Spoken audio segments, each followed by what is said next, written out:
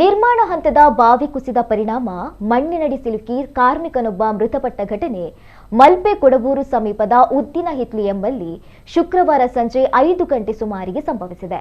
ಕಾರ್ಮಿಕ ಕೊಪ್ಪಳ ಮೂಲದ 25 ವರ್ಷದ ರಮೇಶ್ ಮೃತ ದುರ್ದೈವಿ. ಕಾರ್ಮಿಕರು ಬಾವಿಯಿಂದ ಮಣ್ಣು ತೆಗೆಯುವ ಕೆಲಸವನ್ನ ಮಾಡ್ತಾ ಇದ್ರು. ಸಂಜೆ ಕೆಲಸ ಬಿಡುವ ವೇಳೆ ರಮೇಶ್ ಬಾವಿಯಲ್ಲಿ ಮಣ್ಣು ತೆಗಿತಾ ಇರುವಾಗ ಬಾವಿಯ ದಂಡೆಯ ಮಣ್ಣು ಒಮ್ಮೆಲೆ ಕುಸಿದಿತ್ತು. ಇದರಿಂದ ರಮೇಶ್ ಅವರ ಮೈ ಮೇಲೆ ಮಣ್ಣು ಬಿದ್ದು ಅವರು ಮಣ್ಣಿನಲ್ಲಿ ಹೂತು ಹೋದ್ರು. ಈ ವೇಳೆ ಬಾವಿಯಲ್ಲಿದ್ದ ಇನ್ನೋರ್ವ ಕಾರ್ಮಿಕ ಕೂಡಲೇ ಮೇಲೆ ಬಂದು ಅಪಾಯದಿಂದ ಪಾರಾಗಿದ್ದಾರೆ. ಸ್ಥಳಕ್ಕೆ ಆಗಮಿಸಿದ ಮಲ್ಪೆ ಪೊಲೀಸರು ಹಾಗೂ ಅಗ್ನಿಶಾಮಕ ದಳದ ಸಿಬ್ಬಂದಿಗಳು ಮಣ್ಣಿನಡಿ ಸಿಲುಕಿರುವ ಕಾರ್ಮಿಕನಿಗಾಗಿ ಶೋಧ ಕಾರ್ಯಾಚರಣೆ ನಡೆಸಿದ್ರು. ಸುಮಾರು 5 ಅಡಿ ಆಳದಲ್ಲಿ ಸಿಲುಕಿರುವ ಕಾರ್ಮಿಕನ ಮೃತದೇಹ ಪತ್ತೆಯಾಗಿತ್ತು. ಕಾರ್ಯಾಚರಣೆಗೆ ಪದೇ ಪದೇ ಮಣ್ಣು ಕುಸಿತಾ ಇರುವುದು ಅಡ್ಡಿಯಾಯಿತು.